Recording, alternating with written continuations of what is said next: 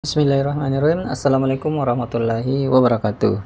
Oke, kali ini saya akan perkenalkan secara singkat aplikasi SKP untuk tenaga fungsional promosi kesehatan. Nah, sedikit info ya, bahwa dulu promosi kesehatan dan ilmu perilaku ini dulu itu nomenklaturnya adalah penyuluh kesehatan ya. Sekarang nomenklaturnya udah berubah menjadi promosi kesehatan dan ilmu perilaku. Nah, jadi ini aplikasi SKP yang bisa teman-teman gunakan untuk dalam rangka untuk melakukan evaluasi kinerja tahunan atau bulanan dan atau semester ya. Dan ini juga bisa digunakan sebagai sandaran untuk acuan dalam membuat SKP melalui kinerja ya. Oke, silakan menyimak. Baik, sebelum saya memulai ya, kembali saya mengingatkan kepada teman-teman ya, ketika di saat menemukan video ini, kemudian di saat yang sama menunjukkan waktu sholat ya, silakan tunaikan ibadah sholatnya dulu, videonya bisa di pause, nanti setelah ditunaikan bisa langsung menyimak ya. Oke, baik, kita langsung saja ya. Bagi teman-teman yang sudah melaksanakan, kita langsung saja. Nah, di sini ya, di aplikasi SKP-nya itu seperti ini ya, seperti biasa yang sudah teman-teman ketahui, penampakannya seperti ini ya. Kalau saya print preview akan tampilannya seperti ini ya, sama dengan SKP Permenpan pada umumnya yang kita gunakan saat ini. Kemudian di bagian sini ada namanya lampiran SKP-nya, ada namanya rencana aksi ya. Rencana aksinya kalau saya print preview seperti ini ya. Oke, seperti ini. Kemudian lanjut ke bagian umpan balik. Nah, ini bagian umpan balik ya, sebelum dievaluasi ada bagian umpan balik seperti ini modelnya ya. Oke, ini sepek 2 lanjut. Oke, jadi seperti ini. Kemudian di bagian evaluasi, nah ini bagian evaluasi, di sini adalah bagian ada grafiknya ya. Nah, ini grafiknya nanti akan otomatis menyesuaikan sesuai dengan hasil capaian teman-teman.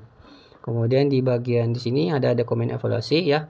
Di sini penyebutan predikatnya ya, seperti ini. Kalau saya print preview akan nampak seperti ini. Oke, baik. Kemudian selanjutnya di aplikasinya ini tuh dilengkapi dengan angka kredit konversi. Jadi predikatnya ini akan langsung dikonversi di sini ya, di bagian bawah sini. Nah, ini aplikasinya ini sudah langsung dikonversi bagian sini. Nah, ini ada rumus ya. Jadi aplikasi konversinya ini bisa menghitung secara proporsional dan tahunan ya. Secara proporsional itu artinya masa kerja waktunya, umpamanya periodenya periode 3 bulan, maka aplikasinya ini mampu akan menghitung angka kredit konversi secara periode triwulan, atau bahkan umpamanya dalam satu triwulan itu kerjanya cuma 2 bulan karena dia pindah. Nah, ini aplikasinya sudah bisa menghitung angka kredit kinerjanya selama 2 bulan itu ya. Oke, jadi ini sudah diatur secara proporsional ya, berdasarkan rumusnya ini. Jadi teman-teman tidak perlu lagi menghitungnya secara manual ya. Kemudian di sini angka kredit akumulasi. Nah, angka tampilannya seperti ini ya. Oke. Kemudian, nah jadi ini angka kredit akumulasinya ini mengakumulasi angka kredit selama periode tahun itu ya. Jadi umpamanya di sini periodenya periodenya dalam 1 tahun ini ada 4 periode ya, periode triwulannya, maka nanti di sini akan muncul ya. Ini cuma karena diklik database-nya, yang diklik cuman sampai periode triwulan ketiga ya, maka munculnya seperti ini. Kemudian di bagian sini ada hasil terakhirnya ya. Nah, di sini di hasil bagian terakhirnya sini ini ada tulisan ya, seperti ini keterangan. Ketika memang dia belum bisa untuk naik pangkat atau jabatan ya, naik pangkat atau jabatan, maka nanti di bagian uraiannya itu ya, ini bagian uraiannya, ini angka kredit jabatannya, ini angka kredit ini angka kredit pangkatnya, ini angka kredit jabatannya. Kalau memang dia tidak memenuhi, maka dia tulisannya kan warna merah, dan di sini ada tulisan tidak dapat ya, tidak dapat.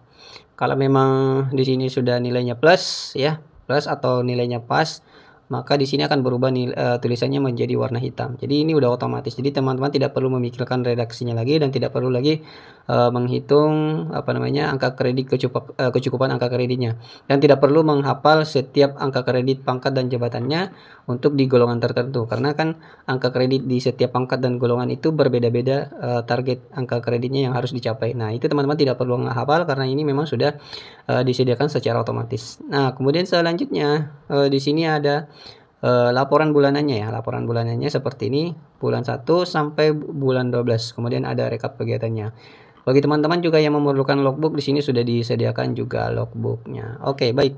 Kita langsung dulu ke bagian sheet DB-nya ya. Ini hanya sekedar perkenalan saja. Nanti teman-teman untuk mendapatkan filenya bisa join ke grup VVIP. Yang jelas ini berbayar ya. Berbayar. Kalau untuk grup VVIP itu Untuk joinnya kontribusinya Rp100.000, kemudian ada grup satunya lagi, grup N25 itu nilainya hanya 24.900. Tapi di grup N25 ini teman-teman tidak bisa berkonsultasi, hanya betul-betul melihat tutorial saja ya. Jadi tidak diizinkan untuk melakukan konsultasi. Kalau grup VVIP teman-teman bisa berkonsultasi tentang apapun di situ ya, seputar angka kredit dan JF. Oke, baik. Di sini sudah saya perkenalkan ya. Di sini sudah ada sheet DB-nya seperti ini. Jadi ini khusus untuk aplikasi terapis gigi ya. Terapis gigi. Di sini ada sheet DB seperti ini. Kemudian di sini ada bagian ruang kontrol. Di bagian ruang kontrol di sini sudah disediakan butir kegiatan ya. Di sini sudah disediakan butir kegiatan. Nanti teman-teman tinggal pilih butir kegiatan mana yang mau dikerjakan. Kemudian di sini ada RHK-nya ya, RHK-nya. Nah, RHK-nya ini berdasarkan Permenpan, sorry, bukan RHK ya. Jadi sebenarnya di sini adalah unsur dari butir kegiatan. Kalau ini adalah sub unsur, yang di mana sub unsur itu adalah butir kegiatannya. Nah, di sub unsurnya inilah yang dijadikan sebagai RHK-nya. Jadi teman-teman tidak perlu lagi memikirkan RHK-nya karena RHK-nya sudah disediakan secara template seperti ini ya. Nah, nanti teman-teman tinggal memilih butir kegiatannya. Nanti RHK-nya otomatis akan terpilih berdasarkan butir kegiatan yang teman-teman pilih di sini ya. Jadi nanti menginputnya di bagian sini ya, inputnya di bagian sini. Oke, nanti teman-teman bisa lihat tutorialnya. Di sini saya mengulas secara sekilas saja. Kemudian di sini ada tanggal libur ya. Di sini umpamanya di bulan Januari umpamanya liburnya tanggal 1, kemudian tanggal 8. Nanti di bagian bulanannya itu secara otomatis akan melakukan penanda seperti ini ya. Nah, ini ada penanda warna abu-abu di sini ya. Jadi itu artinya di sini teman-teman tidak aktif kerja ya. Jadi teman-teman harus mengisikan di sini ya, di bagian TN, tanggal nasional. Nah, ini diisikan tanggal liburnya ya. Oke, kemudian di sini ada kinerja atasan. Teman-teman di sini tinggal mengisi RHK atasannya ya. Jadi RKA ini adalah kinerja atasan, di mana kinerja atasan itu adalah RHK-nya, rencana hasil kinerja yang akan diintervensi ya.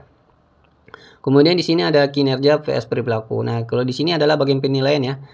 Bagian penilaian teman-teman, penilaian perilakunya ya. Nah, di sini umpamanya kalau teman-teman melakukan penilaian secara triwulan, maka nanti teman-teman memberikan penilaian di sini secara triwulan ya. Ini triwulan 1, ini triwulan 2, ini triwulan 3, sini triwulan 4, kemudian terakhir ada semester dan tahunan ya di bagian sini. Nah, tergantung teman-teman di bagian sheet DB-nya memilih periode apa. Kalau teman-teman milih tahunan, berarti teman-teman cukup mengklik di sini ya, tinggal klik umpamanya di poin 1 berorientasi pelayanan, umpamanya sangat baik penilaiannya ya. Nah, nanti teman-teman tinggal pilih seperti ini. Kalau umpamanya predikatnya di situ baik, nanti teman-teman pilih baik. Nanti akan secara otomatis seperti ini ya. Jadi di sini sudah ada opsi. Nah, untuk periodenya sendiri, kembali saya di sini. Nah, di bagian sheet DB itu ada namanya periode ya, periode kerja. Nah, ini kalau teman-teman pilih di sini ada opsi pilihan ya. Di sini bisa pilih triwulan 1, 2, 3, 4, semester 1, semester 2 dan tahunan. Kalau teman-teman di sini pilih tahunan, maka otomatis di bagian kinerja perilaku sini teman-teman pilih penilaiannya secara tahunan ya. Oke. Baik, saya rasa di situ nggak ada masalah. Kalau ini bagian SKP kuantitatifnya sudah tadi saya jelaskan secara sekilas di depan. Kemudian untuk di logbooknya ya, terakhir untuk di bagian logbook, kalau memang teman-teman membutuhkan logbook, di sini sudah ada ya, di sini sudah disediakan logbook seperti ini tampilannya. Saya akan preview seperti ini. Nah, hasilnya seperti ini ya, logbooknya. Kemudian kalau cara penggunaannya nanti teman-teman tinggal pilih tanggalnya ya, pokoknya tanggal 1 nih, tanggal 1 di bulan 1 umpamanya. Nah, berarti di tanggal 1-nya nggak ada kegiatan ya, karena tidak ada kegiatan di sini, nggak ada tanggal sama sekali. Umpamanya teman-teman pilih lagi di tanggal berikutnya, di tanggal 2.